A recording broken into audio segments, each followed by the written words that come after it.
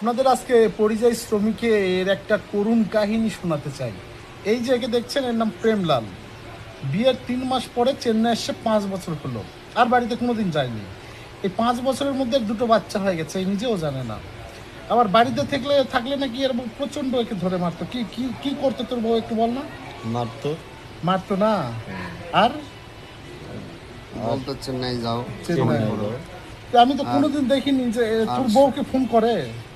না, ফোন করে না, শুধু টাকা নেওয়ার জন্য ফোন করে। রবিবার করে ফোন করে বলে যে 500 টাকা করে লাগে দাও খাওয়া খরচা। খাওয়া খরচা টাকা নেয়, পেমেন্ট পেলে ভাই সঙ্গে সঙ্গে। একটা ছেলে মানুষ বিড়ি লোকের কাছ থেকে চেয়ে খায়, সারা বছর চেয়ে খায়, ঠিক আছে? তো এই কষ্টের কথা আমরা যারা পরিযায়ী শ্রমিক আছি কার কাছে বলবো, ঠিক আছে? এই যে এই দাদাটাকে দেখছো, এই দাদা, ঠিক আছে, ভালোবেসে বিয়ে করেছিল, তারপরে বউকে একটা মোবাইল কিনে দেয়, সেই বউটা অন্য ছেলের সঙ্গে প্রেম করে পালিয়ে গেছে। তো এইভাবে পরিযায়ী শ্রমিকের বউ যদি পালায়, কে ভাই আর পরিযায়ী শ্রমিক হবে? ঠিক আছে?